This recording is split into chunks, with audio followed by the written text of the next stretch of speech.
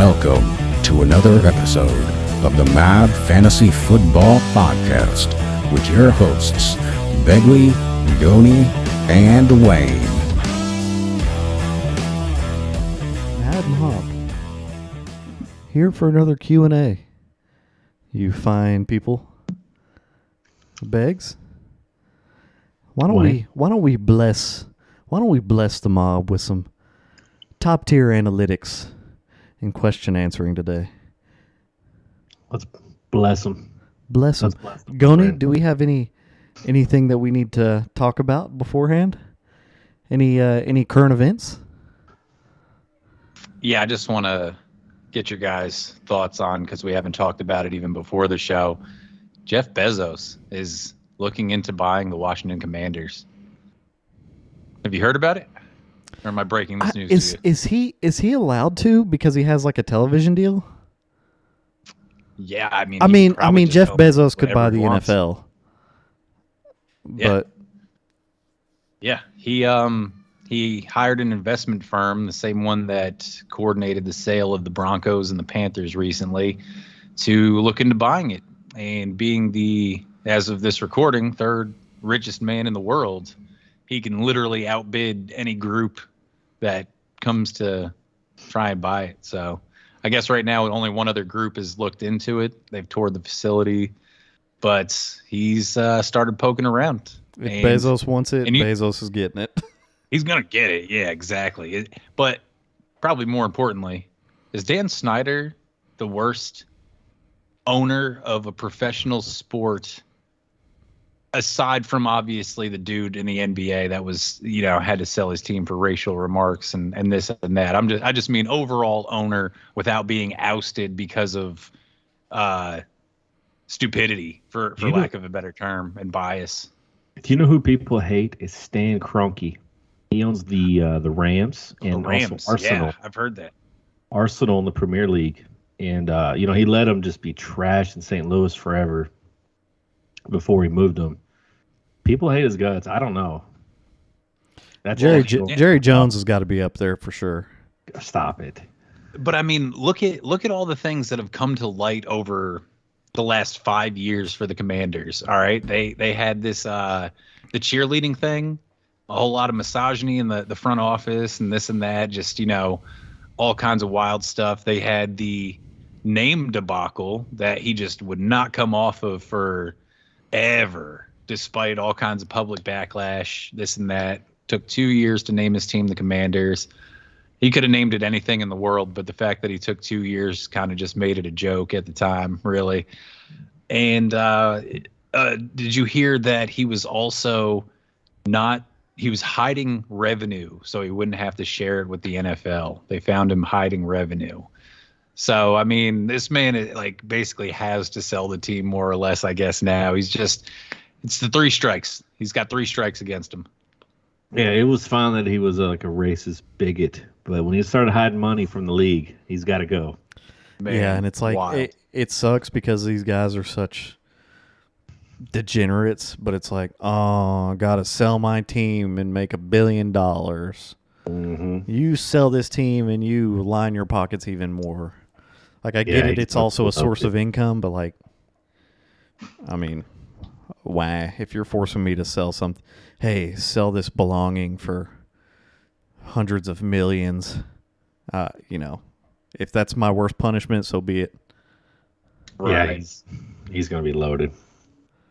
That being said, how dope would it be to own an NFL team and just have just run of the area, just come and go as you please, all facilities, have the most luxurious box for every single game? It'd be awesome, man. It'd be great, but now thinking about it, I don't know if I want Jeff Bezos to buy the Commanders, because just be ready for Commanders playing on Thursday every single week of the entire season on Amazon Prime. That's what I said. It's got to be some sort of conflict of interest.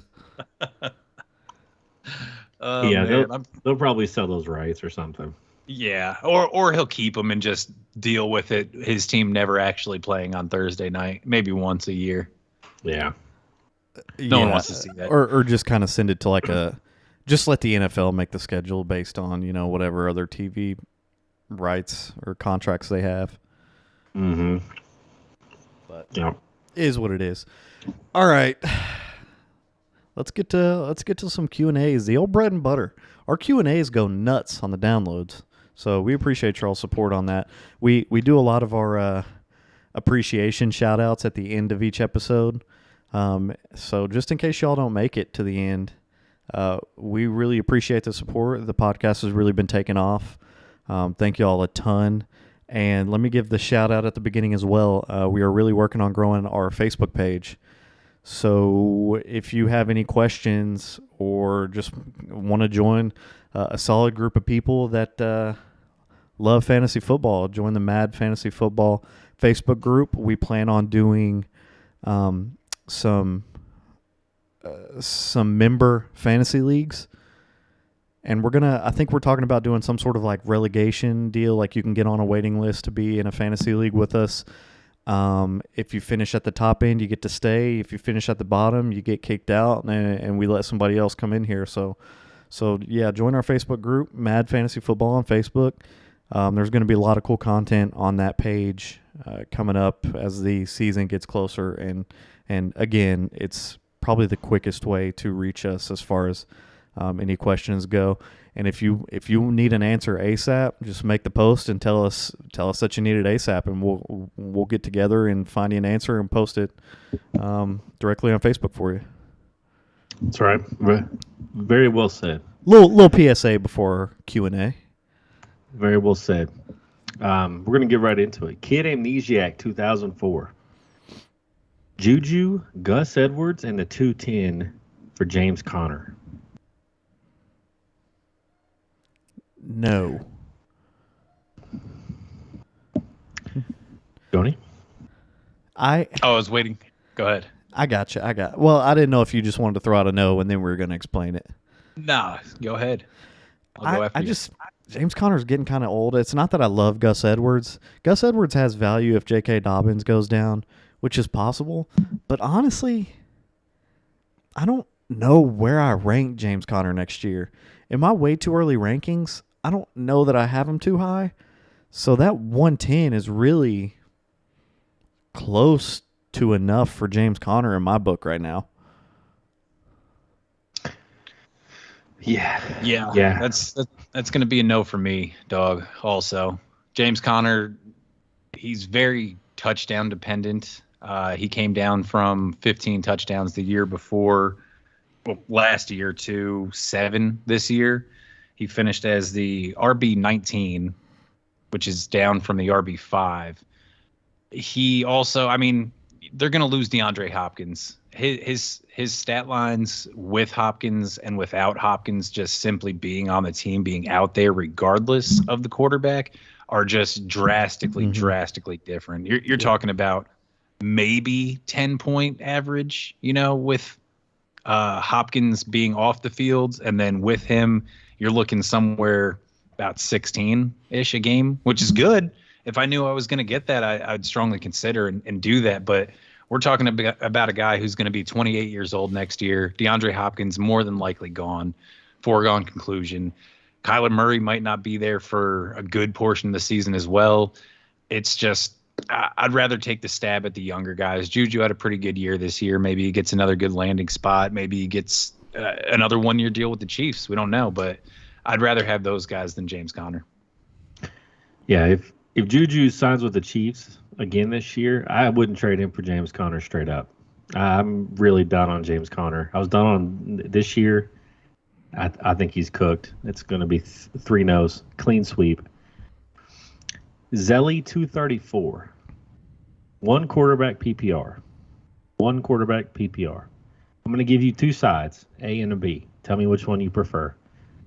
Side A, Justin Fields, A.J. Brown, Dalvin Cook, a 24-1 and a 23-2.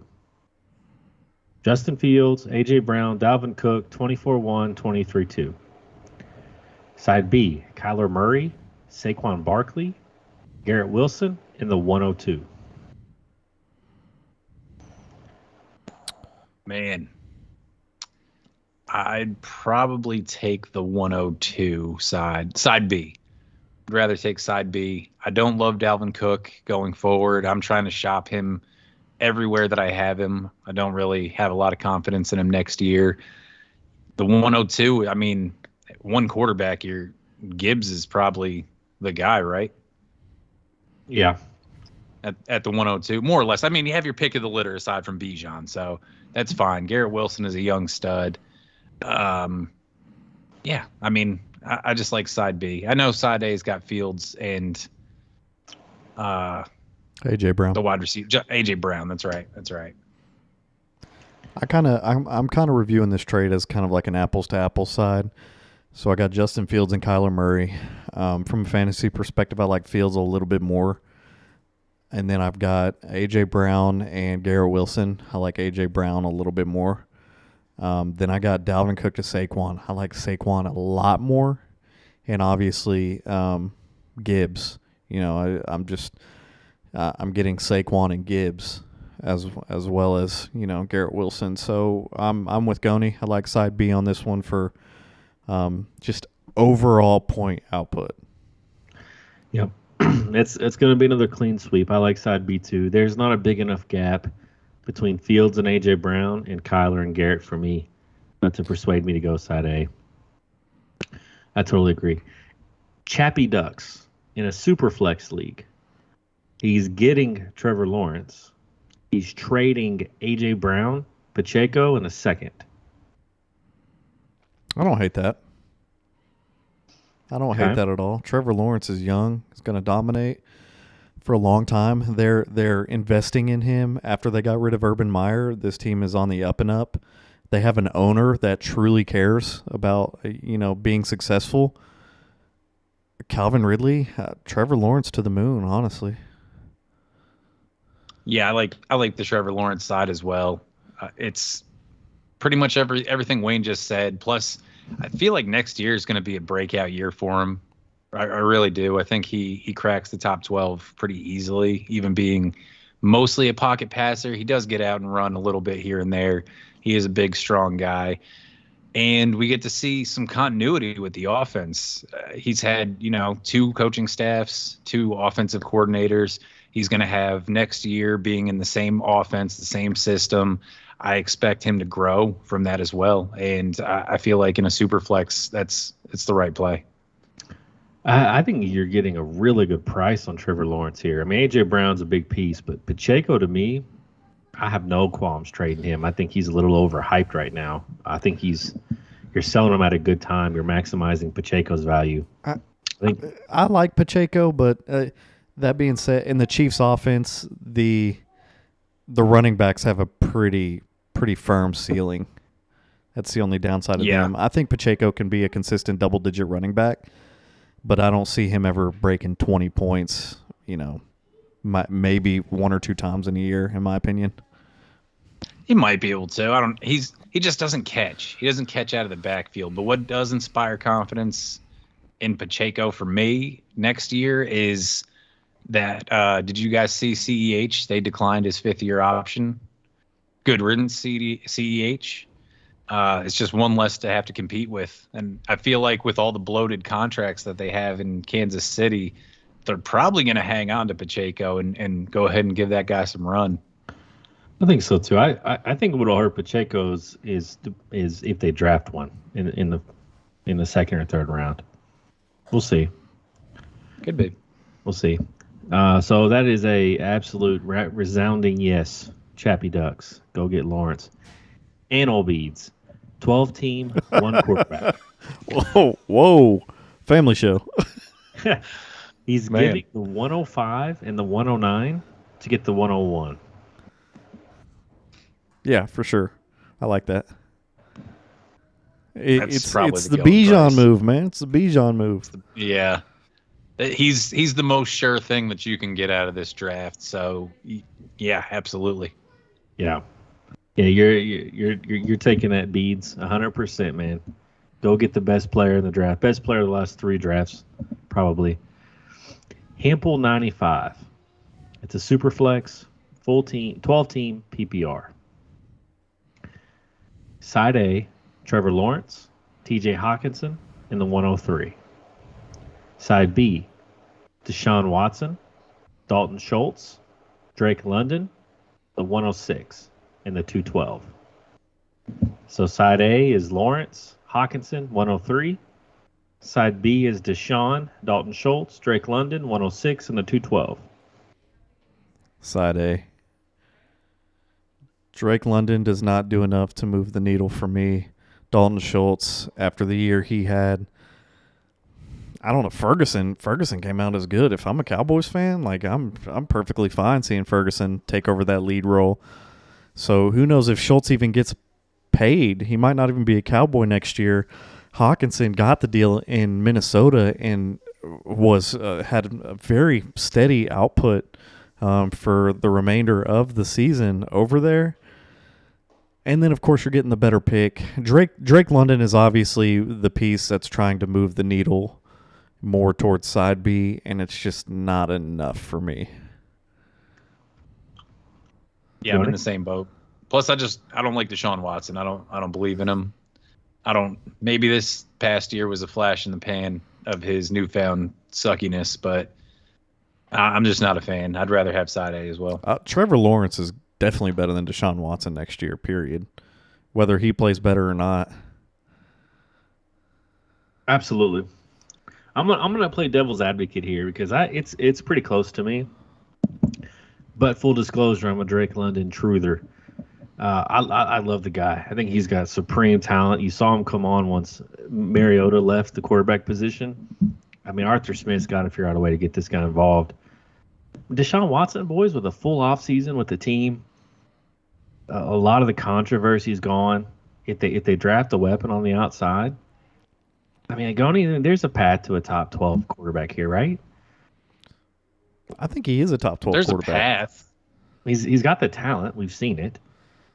Yeah, there's a path, but we'll see. Maybe it could be just he was getting back into the swing of things, and he'll have a full off season. He'll be able to practice with all his guys.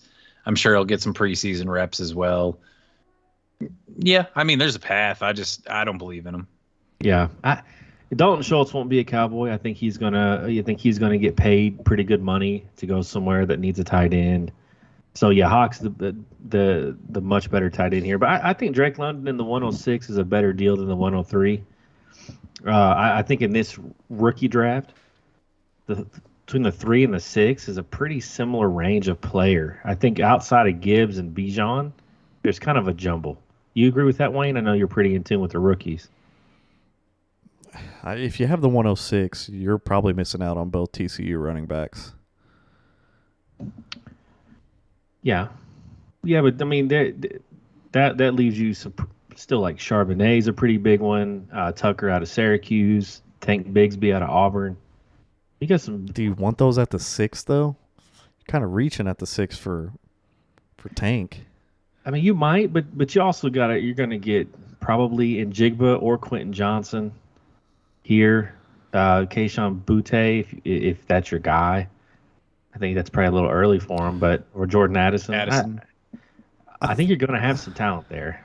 I think if you're going to the 106, you really should probably go for the top end of the receiver spectrum. Taking a receiver, probably. Yeah. But, so I would really only make this trade if you're really, really down in receiver and you can get Drake London and a top receiver in this draft. Otherwise, man, the point output that Trevor is going to give you, because I think Deshaun Watson has potential to be a top 12, but when I say that, I mean 12. I think Trevor Lawrence could surprise everybody and possibly break into the top 5 this year. Yeah. Man. Not that bullish on him. I do. Truly do. This one's close for me, Hample. I think you got 2 easily on the Trevor side. This one's a lot closer just because I'm very bullish on Drake London. I think you got a chance for a premier receiving asset in the league. Wayne, would you like to go to? Wayne, I'll extend you a doink. Trevor Lawrence, I'll give you top 6.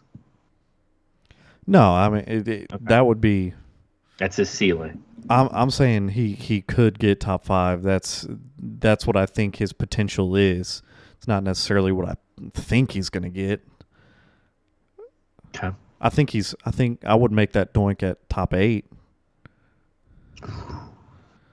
It's tantalizing. Yoni, you want to take that one? I'm going to stay away, but I'll let you take it. I don't know, man. I'm expecting the breakout. I'd say for top 8, he'd probably have to pass for about 4,000 yards, 4,000 plus, and 25 30 plus touchdowns. 4,500, 25. The 30 tutties is tough. 4,525. Yeah. Yeah. I mean, maybe, because Justin Herbert was not top 12, and he passed for close to that this year. He passed for 47 and 25, and he finished as the QB 11. You want the Doink? I mean, I don't personally. I was just trying to paint a picture for Beggs of what it would take to get there. Blitz to chaos. 12 teams for flex. Half PPR. Giving Nick Chubb, getting the 105 and the 305. In a vacuum. Do we like it? What? In a vacuum, do we like it? Where am I? Nick Chubb for the 105. No, That is value. just straight up, I don't think so. I think Nick Chubb has 2-ish more years in him. He still leads the league in efficiency. They still use the crap out of him. Kareem Hunt's gone, so he's even going to get more usage.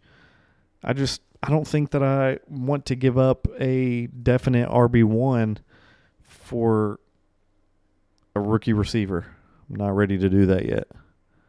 I'm ready to do that. Send it. You're not getting the 105 next year. I don't care how good Nick Chubb does. It's highly unlikely he repeats what he did this year. He could. They could absolutely just run him to death, but he set career high in carries, yardage, tied it in touchdowns. He got some receiving work this year as well. It's just he's going to be 28 years old after this season. I'm sorry, going into next season. He'll be 28 years old. You're not going to see a 105 the year after. You can't get a 105 for Derrick Henry right now. I think, Wayne, this is like our good friend Goni always says. He'd rather sell him a year early than a year early. late. I think that's what he's saying here.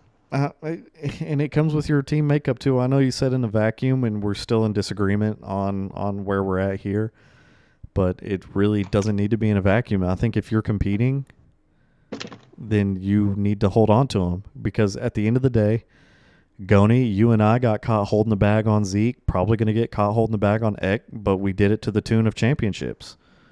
If Nick Chubb if your team is good and Nick Chubb is a vital piece to winning a championship, who cares if you get caught holding the bag on a player? You won championships with him.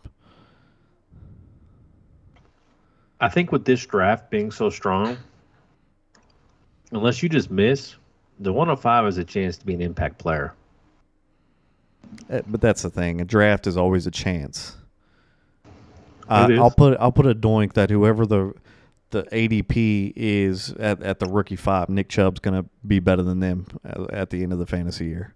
That's unfair, though. That's no, not. No. Hey, I'm well aware. I'm well aware that's unfair. But we all agree that that's unfair. Nick Chubb is definitely going to have more points than who's at the 5. That's why I'm saying if you're competing, if you're going for a championship, keep Nick Chubb. Like, he's definitely going to get more points than whatever the 105 gives you. If you're kind of leaning more towards a rebuild, the Goni rule.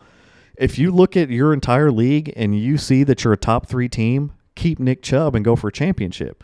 If you know that there's not a good chance that you're going to win the league next year, then yeah, don't get caught holding the bag. Go ahead and just drop them and get younger. Wayne, to me, this is the kind of move you make to keep your club relevant. If your 105 hits, not only do you get younger, but you stay competitive as well. It's a win-win here.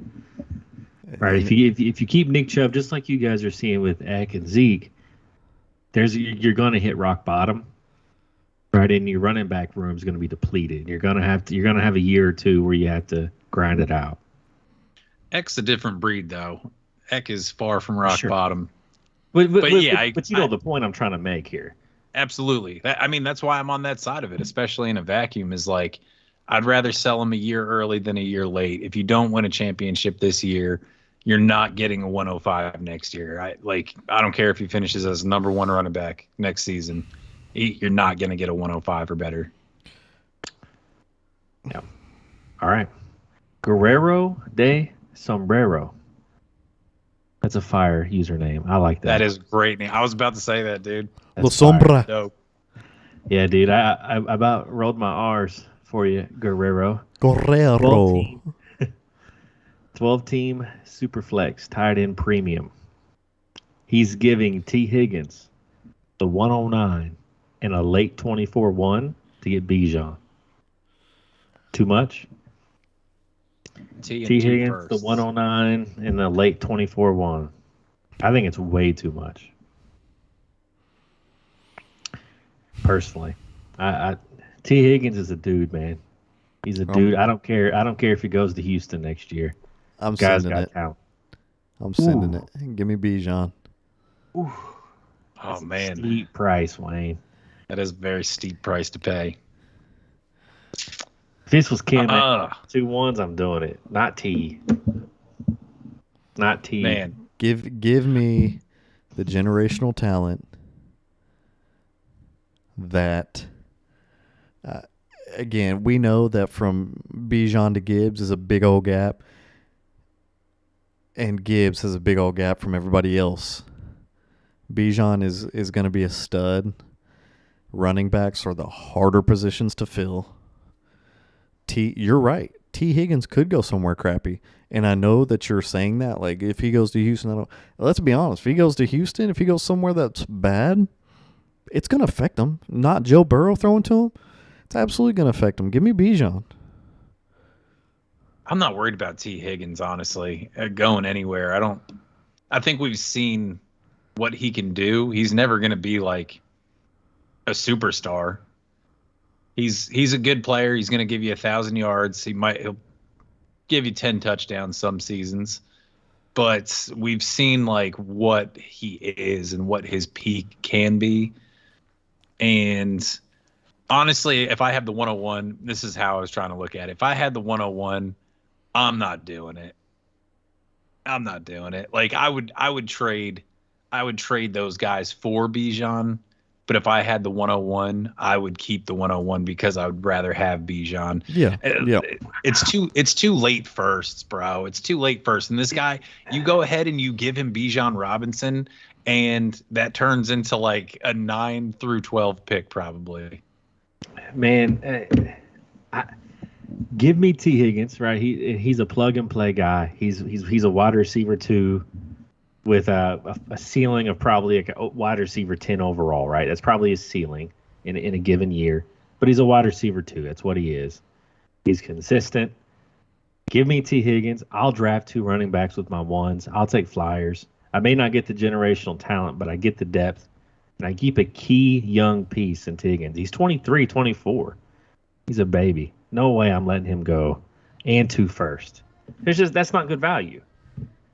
You're moving up 8 spots in the draft. You're basically paying T. Higgins and an extra first to move up 8 spots in the draft. I'm not doing it. What's harder to find? A young RB1 or a WR2?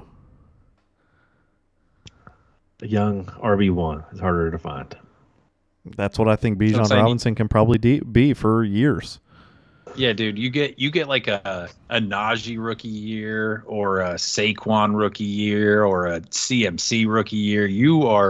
The value skyrockets. Value absolutely skyrockets. He can deliver you a championship potentially.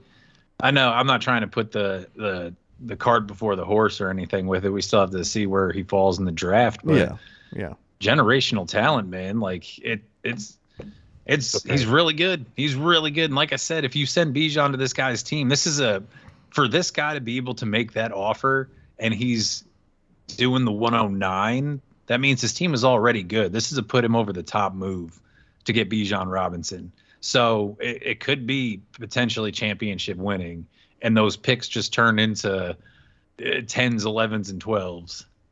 Well, what happens if Bijan gets drafted by the Chiefs? You still do this trade? There's like a 0.0% chance he gets drafted by the Chiefs. Man, I've seen mocks all over the place. I've seen him going top 10 in mocks, and I've seen him going back of the first. I just don't see them. He's going in the first round, right? We can all agree he's going in the first round. Definitely. That's just not a first round need for the Chiefs. Is my logic behind that? Just a hypothetical. Just hypothetically speaking, if he goes to the Chiefs or he goes, let's say he goes Chicago. I'm definitely okay with Chicago. I'm fine with Chicago. They led the league in rushing yards last year. The Chicago historically, the running back. Chicago historically just hands the ball off a ton. But as we saw with Derrick Henry, I don't care how good you are, if you don't catch the balls out of the backfield, you're limited as a running back. And Fields does not check down. Running quarterbacks don't check down. A lot of evidence to support that. Yeah, but Derrick Henry still got it done year after year after year after year after year. Sure, it took him 2,000 yards, and he still wasn't running back one. I don't think he's ever had a running back one finish. No. See, has he? No, he has not. For Higgins and 2-1s, I need year in, year out top three. Even Derrick Henry can't get that for you. T. Higgins ain't worth. T. Higgins and 2 late ones are not worth the top 3 running back for years. No one would poo-poo on Derrick Henry in his prime, regardless of not finishing number 1. Same thing with Nick Chubb. He's the same exact guy, just smaller.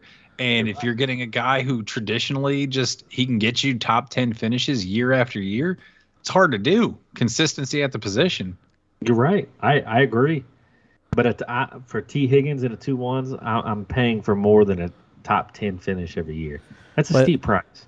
Let me give this to you. If we rewind 3 years ago, knowing that Brandon Cooks was a mid WR2 for 3 years, are you trading Brandon Cooks and 2 late firsts for Derrick Henry? 3 years ago? Yeah, knowing that Brandon Cooks got 3 straight WR2 finishes. Are you trading Brandon Cooks for Derrick Henry, who didn't finish as an RB1? I do that trade. But T. Higgins, in your scenario, yeah. But T. Higgins is much better than Brandon Cooks. He's 24. We don't even know we've seen his potential. I know that you're saying that, but I'm just basing it off Brandon Cooks was a WR2 for those 3 years. And you said that T. Higgins is a WR2 with a ceiling of 10. So we're just going to assume WR2. I disagree. I think we have seen T. Higgins' potential. He is in one of the most pass-heavy offenses with a good run game and a great quarterback and an offensive system that just wants to absolutely air the ball out. I think we've seen his potential. I mean, no matter where he goes after Cincinnati, he's going to be worse off. Okay. I respect it. Guerrero, you have it. You have two absolute yeses, 1 no from me on the 101. Good luck, my friend. Promiscuous Reverend, 10-team dynasty, super flex, PPR. Come on, dude. The usernames are fire tonight. Fire tonight. He's trading away Josh Allen. He's getting the 102, the 104, and Jared Goff. His quarterback room right now would include just Mac Jones and Blaine Gabbert. So I think he's trading away Josh to get some quarterback depth, I'm assuming. You said it's a super flex? It's a super flex. No, not nearly enough. Not even close. Two top 5 picks, and Goff isn't even close. What gets him there? I snap deny that. What gets him there? If 2 top 5s and Goff aren't it? I need the number 1 and then a better quarterback than Jared Goff. You need the 101 and Deshaun Watson. No, I'd rather have Jared Goff than Deshaun. I need the 101 in like Trevor Lawrence. Ooh, wow. So Josh Allen is just untradeable for you, basically. Hey, King's Ransom. He's the best Superflex player. Period. I don't know why you're giving a. You all obviously think he's. We'll call him. Neither of you wanted to make the top 8 doink. I'm assuming that you all are thinking he's going to finish in that area. So we'll call him the QB 8 and the 101 for the number 1 overall Superflex player. I'm just saying, I'm doing that because, bro, good luck on finding anyone to pay you Trevor Lawrence in the 101. Nobody. You simply can't. Like, no one's going to pay that. Do you accept anything less for as a Josh Allen owner? I'm thinking about this one. I'm not furious that I got this offer. 2 top 5s in golf. I'm not spitting on it. I want more. I want the 102. He obviously doesn't have the 101, and he's not going to get the 101. I want the 102 and like some proven players. I want some proven young talent. That's what'll get it done for me. Okay. I want Wayne's King's right. Ransom. Wayne's right. So if you replace the 102 and the 104, well, let's say he keeps those 2 picks instead of Jared Goff. Let's replace it with Dak Prescott. Does that get it done? And you're replacing it with a 102 so I can get Gibbs? No. You get 102, 104, and Dak. I would consider that. Or 102, 104, and Tua. Probably. I just don't know with Tua's brain. I just don't know. So the problem here is more with the Goff piece to you guys than the picks. I mean, I'm okay with Gibbs. I'm okay with Gibbs. Well, Superflex, it's probably Stroud at 102. Yeah, he ain't taking Gibbs. He's taking a quarterback. His quarterbacks aren't good. Oh, yeah, you're right. He could get Bijan at the 102, assuming Bryce Young goes 101. Or he could get Bryce Young. No. I think you go Bijan, and then at the 104 you snag. I think 102 you snag Stroud, and 104 you snag Bijan or Gibbs. Bijan's going first. Over Young? Bryce? It's 10 teams. It's 10 teams. Bijan's going first. I promise you. I absolutely promise you. That's 6 quarterbacks minimum that are readily available as opposed to a 12-team league. Assuming you have 2 starters for each team and one backup. He gets Bryce and probably Gibbs. I'm okay with that. So is that going to sell it for you, getting back to the point? Bryce, Gibbs, and Dak for Josh Allen. I would take a long time to consider it, but I think I'd probably do it. I just need an upgrade on Jared Goff. I'm not trying to pay the sell high price on Jared Goff's lonesome good season. Yeah, I feel like we get off of the question topic. Yes, Goff is not enough. Yeah, so promiscuous Reverend, I think what it boils down to is the guy you're trading with, his second quarterback. If it's we prefer they throw that quarterback in over Goff, assuming they have a better one. Is what we're saying essentially. Okay, Pasta Party 27. It's a Superflex tight end premium. It'll matter. Superflex tight end premium. Side A, Danny Dimes, Rachaad White, and Donovan Peoples-Jones. Side B, Kyle Pitts. Dimes, Rachaad White, Donovan Peoples-Jones, or Kyle Pitts in a Superflex tight end premium.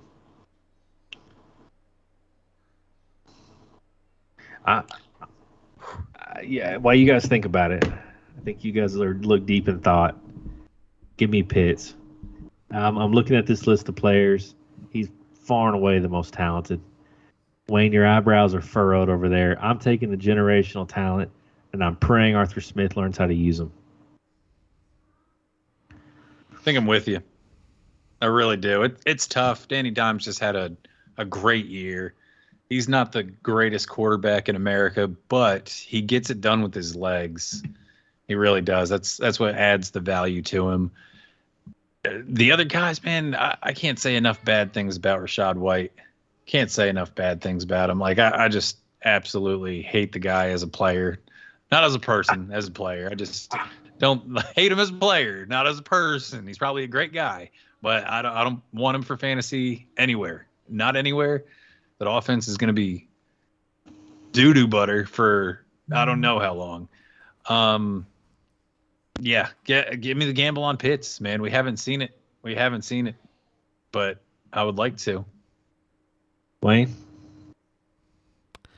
I will always follow the cardinal rule to take a quarterback over everything. I don't care if there's a premium, because at best it's a 0.5. Kyle Pitts coming off a garbage year. I don't know. Give me Peoples-Jones has an opportunity to be pretty good. Daniel Jones is a rushing quarterback. Give me him. Of course, if you don't have a tight end and you have a stable of quarterbacks, then sure, send them. But in a vacuum, give me the quarterback that rushes over the tight end. So what if Daniel Jones goes somewhere and the Giants don't re-sign him? You still take it? Yeah, because he's obviously going to go somewhere that What if he goes to Baltimore? starts him. If he goes to Baltimore would be absolute worst case scenario. Okay. I don't think he's going to be very good there at all. I think, I don't know. We'll see what happens. He didn't really have, outside of Saquon, he didn't really have a lot of weapons this year. I don't think he's had a lot of weapons his entire career because guys have just gotten hurt and Kenny Galladay refuses to play football. That's what I'm saying. Yeah. Like he's found He's kind of fantasy underrated. success this year with a running back. Yeah, he's kind of underrated, but he's in terms of talent, Wayne. Kyle Pitts far and away more talented, Yeah, I mean I agree, and more upside. he's super young, and this year he had last year. It shouldn't ever be repeated, and I don't necessarily think it's going to be. But at the same time, like you got to think about it. Like he's coming off a garbage year. It Sure. has to play a role, whether you think it's going to happen again or not. The trade value has to equal what they've done. You know what I mean? At some point, you have to stop valuing potential in fantasy trades. And I think Kyle Pitts is one of those guys because he had a pretty good rookie year and garbage last year, and we're still trading off what he could be. And 2 years of him not reaching what he should be, I'm done overvaluing his potential. Man, he had 1,000 yards receiving his rookie year, first tight end ever to do that. Yeah, I was gonna say when's the last time a receiver came right in or a tight end came right in the league and popped off like ever? What tight end? What did he finish as that year though? He was top I think it was 6, I six. think. I think he was 6. A generational talent, the best tight end ever. We're 6. talking. It was 6. He We're just didn't get any touchdowns. Okay, Yeah, he I didn't mean either way, score one. like you're trading for a tight end 6 year. What did he finish last year? Outside the 33. 12, huh? 33. 33. He's giving you a 6 and a 33, and he is He a quote. missed a lot of games. He's He wasn't a just quote bad. He missed a lot of generational games. talent, the best we've seen in a long time, and he's giving you a 6 and a 33. I'm done. If he's a generational talent, he should be in that 2-3 section. Kelsey's gonna go down as probably the best tight end ever. So I'm not expecting a 1 out of him, but he needs to be in the 2-3 range every year if he's a generational talent, the best that's come out of college and forever. Travis Kelce wasn't. Yeah, Mark You're Andrews asking was- you're asking a lot. Like tight ends don't come in and kill it, dude. They take time to develop. Travis Kelce wasn't. He didn't. I mean, he got a number 1 in his 4th season. But I mean, Kyle, like for the chance to be there, he has Travis Kelce-esque upside. Daniel Jones, on the other hand, had 2 games over 300 yards passing. The man regularly passes for mid 100s. He might break 200 a few times. Like, I don't know. I don't know.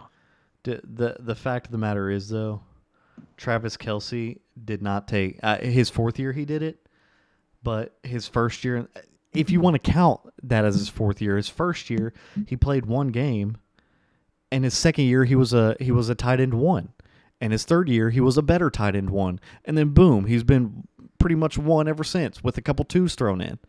His first year, he didn't play.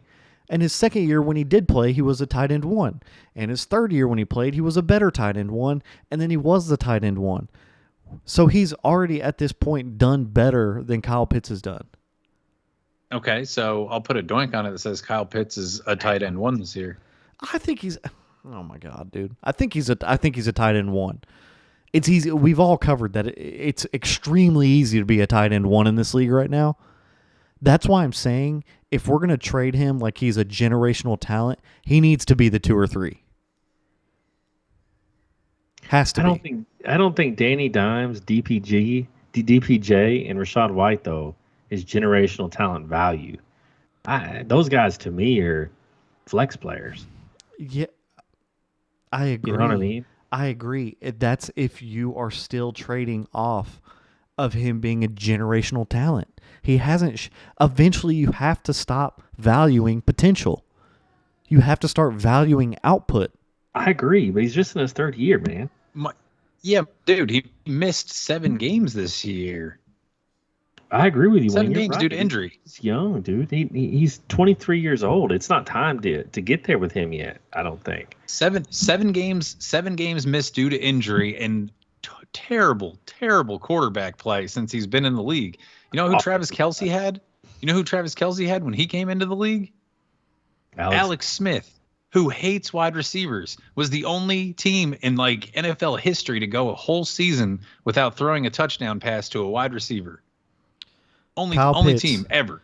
Kyle Pitts missed 7 games when he played tight end 15, tight end 24, tight end 24, tight end 3, tight end 33, tight end 13, tight end 42, tight end 6, tight end 29, tight end 35. Marcus Mariota. That ain't generational. That's not generational.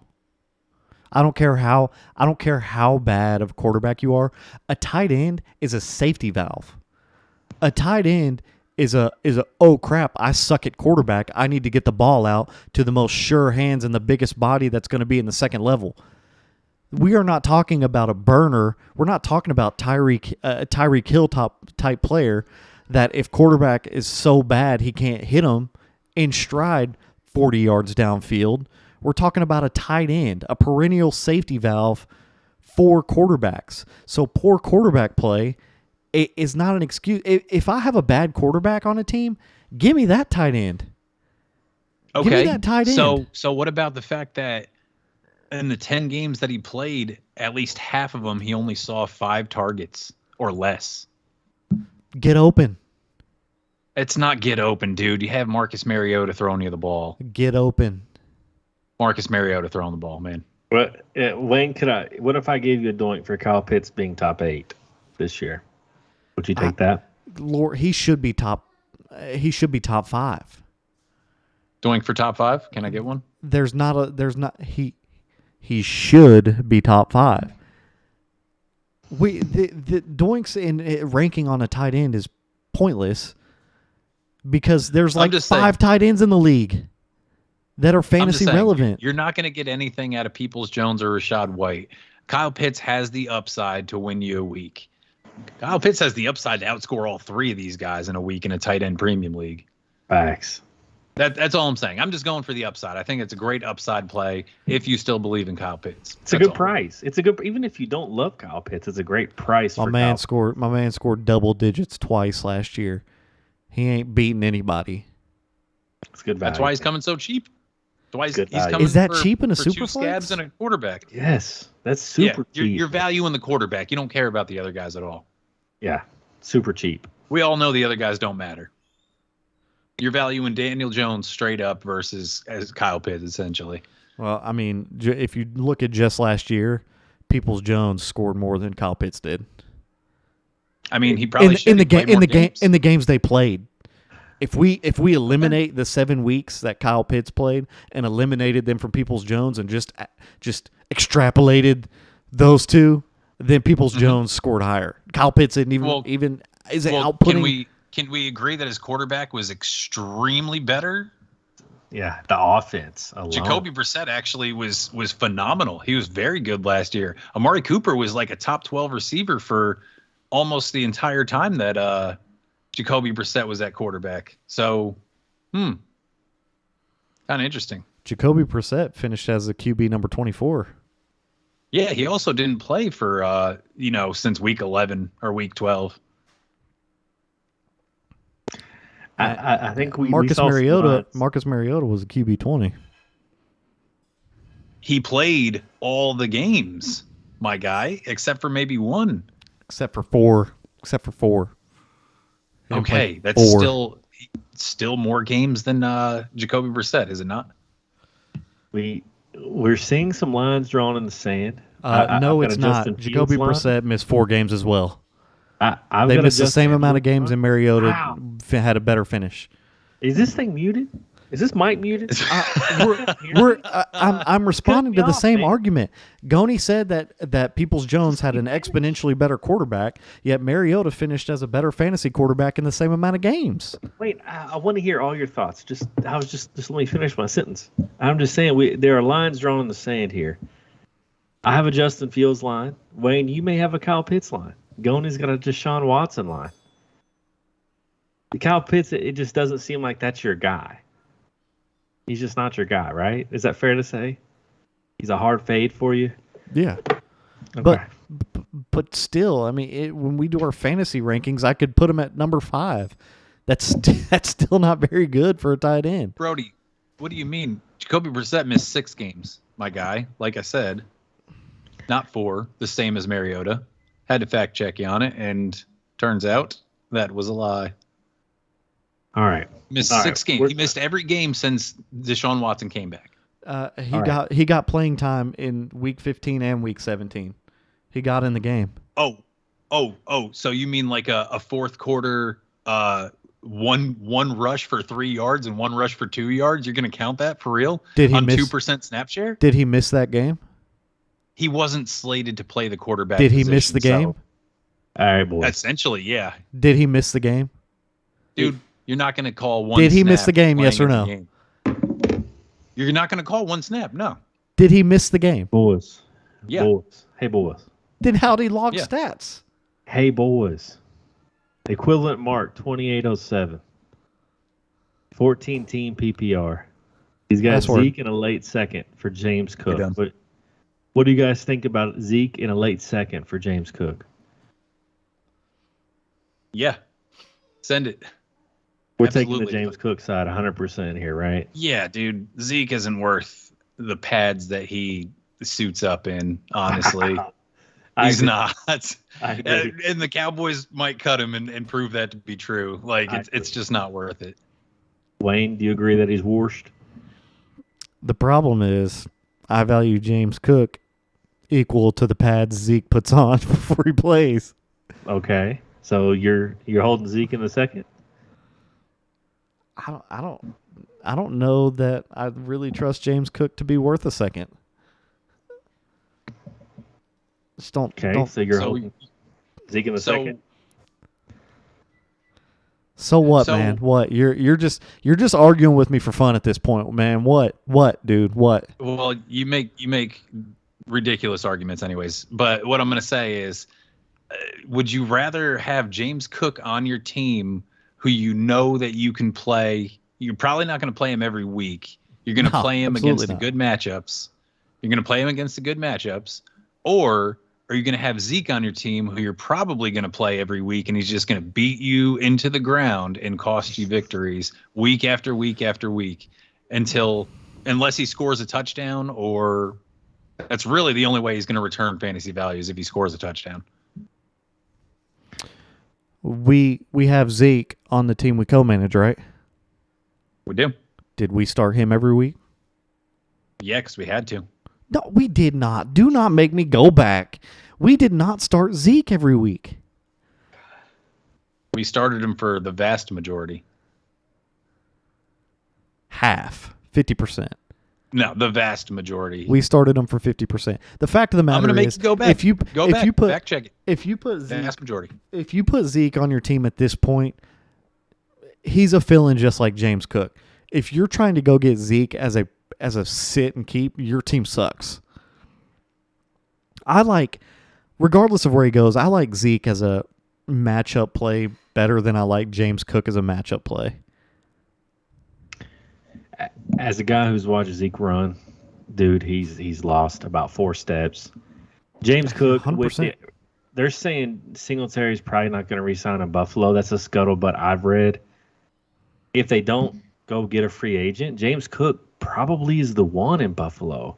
It's him and Nyheim Hines. I'm going to take a stab at getting the RB1 in Buffalo here, Wayne.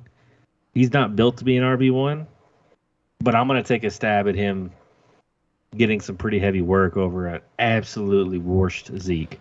That's fine. I mean, I'm not going to argue with you over tier 4 players. Give me the Zeke fill-in over the James Cook fill-in. Plus, I also get a second-round pick. It's just you're looking. The only way he returns value for you when you play him any week is if he scores a touchdown. He had 5 games last year where he didn't score a touchdown. He went on a fantastic run at the end of the season where he scored in 7 straight games. But if you took the average of the 5 that he didn't score, you're looking at about 6 points a game. That's terrible. What do you average overall, though? I'm just saying, it's a new year. It's another year. You're not going to have a guy. With him, he scored 12 touchdowns last year. He's not going to get back there. Agreed. That's why he's just a fill-in. He's not a sit or stay guy, just like James Cook. We're literally arguing over tier 4 players. Give me the Zeke fill-in over the James Cook fill-in and also the second-round pick. But you don't think James Cook has a chance to be more than a fill-in guy to you? No. You don't think he has an RB2 upside if Singletary doesn't resign there? If he doesn't resign, he's got RB2 upside, but that's upside. I mean, you got to take the dice. To me, that's worth the dice roll. I respect your conservatism here. I really do. I think you're valid. To me, I'm gonna gamble a little more than you are here, but I respect the conservative approach because James Cook could turn out to be nothing, and you know you're going to get a couple of good weeks out of Zeke at least. He'll just drive you mad trying to predict when that's going to happen. Dopamine addict, 12-team super flex PPR. Let's hit these last few kind of quick here. We're running out of time. Give Deshaun, get Aaron Rodgers, and 223 first. Give Deshaun? Yep, and get Aaron Rodgers and 223 ones. Yes, absolutely. That's a easy quick one for me. Yeah. Yeah, that's a no-brainer. Okay, Fat Fitty, 12-team, 1 quarterback. Side A, Nick Chubb, Devontae Adams. Side B, the 104, the 2.9, and a 24-1. He said he might be contending. He's not sure. He said he could be. That's his exact words. He could be contending. So let's just assume in a vacuum, I know this is hard, Chubb and Adams for the 104, the 2.9, and a 24-1. Is he getting good value for those players? We've already touched on the Nick Chubb part, and I'll stay firm with that. So I'm Nick Chubb, Devontae Adams, and I know that Goni's going against him because he's already said that he's going to trade the first for Nick Chubb because he doesn't want to get caught holding the bag. But I'm still on the Nick Chubb, Devontae Adams side. If he thinks he could be contending, he doesn't know. He doesn't know. I'd probably. Oh, that's a rough one. I don't think that's enough. I don't think it's enough either, personally. I'd rather have the 2 first and a player than the second. Give me the 2 first and a J.K. Dobbins. That might be a little rich, but that's kind of where I'm at, though. Yeah. Give me a 2 first and a Damian Pierce. That'll get it done for me. That'll do. I'd consider that. Yeah. Okay. All right. Last 2.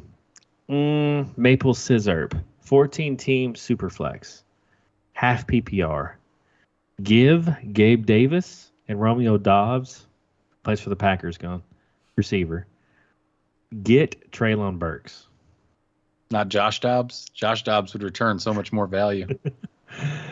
Gabe Davis and Dobbs for Treylon Burks. This is a good one.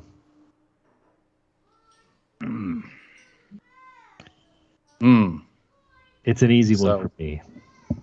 You're going Treylon Burks. Yeah, I am. 100%. 100%. I'm going to go for the more talented player. I think. Say it. I feel like I'm gonna keep Say the it. Gabe Davis and Dobbs side, and it's not even because of Gabe Davis on this one. I think I would like Romeo Dobbs more because he's the possession receiver in this like wide receiver tandem that they have. Christian Watson's just a big play deep threat. He doesn't really get a whole lot of targets. He didn't get a whole lot of targets when he made those runs. He just had like 3 catches for 3 touchdowns and, stuff like that. So Dobbs is a possession guy. He can PPR people to death. Gabe Davis, I'm sure he's going to get another crack at it this year to try and secure that number 2 spot. He may have already lost it, but he still plays in a fantastic offense with one of the best quarterbacks in the game. I'd be on that side. Goni, let me ask you something, and it's I will not be. This is I want an answer without fear of doinks. I won't ask you to doink on whatever your answer is. What's your outlook on Treylon Burks this year? I think Treylon Burks this year, his ceiling this year is wide receiver 2, like back end wide receiver 2. What's his floor if he doesn't get injured? His floor, I mean, we have to see who the quarterback is. That's why I'm limiting his upside for sure. I feel like that might even be a little high. His floor is probably wide receiver 3, really. It'd be hard for me to take another. I know we're not going to put a doink on it, but it would be hard for me to take another doink putting him at wide receiver 40. And so, wide receiver 3 would end at wide receiver 36. I think he's certainly capable of getting in that just from volume alone. He's got playmaking ability. He's a big dude. So yeah. So I'm not too far off of where I consider him. I think his floor is a sit and stay flex play.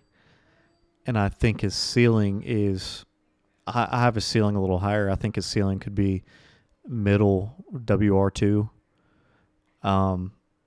That being said, I like that value more than Romeo Dobbs and Gabe Davis.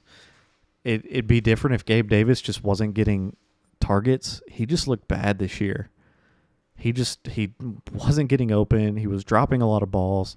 He literally got jumped by Shakir and McKenzie this year. So I drop his value. I think his ceiling is back end flex play, and his floor is matchup or injury dependent. And I have the same ceiling and floor for Romeo Dobbs. So give me the guy that's got the safer floor on this one with a little bit higher ceiling than all these guys, in my opinion. And I know it's a 14 team, and you can afford to play those types of players on a more consistent basis.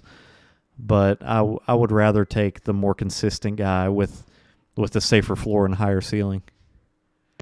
Yeah, I mean, I agree with Wayne. To me, this is Burks easy.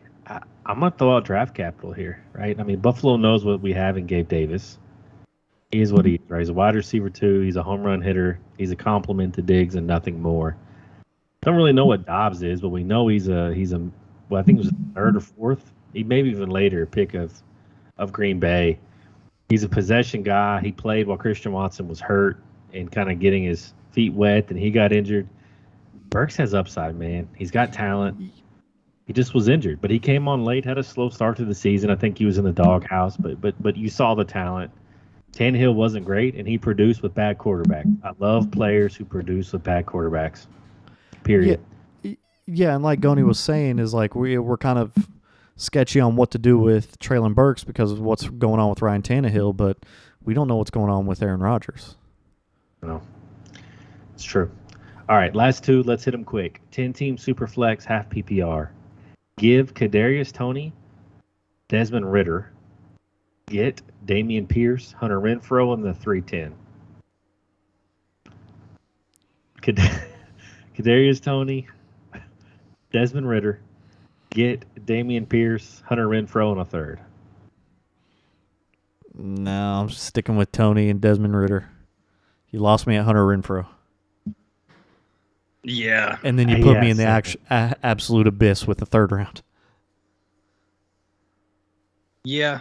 I don't know if Desmond Ridder is going to be anything at all, but I like the upside that Tony presents. I'd rather have him. He's the crown jewel, he's an I athlete. guess, of this, if you can call it that, for such low-tier players in a trade. But he's got the highest upside out of all of them for sure, playing in the Kansas City offense. If Juju's out of there as well, then it looks good for him. It looks great for him next year. Yep, I agree. To me, this looks like a play to get Dameon Pierce, personally. I think it must be a guy he's targeting in a trade. But yeah, in a super flex, no way I'm getting rid of Ridder. I mean, what if he's the guy in Atlanta? You know, we'll see. But I don't know what you guys say. Yeah, we'll see. All right, last one.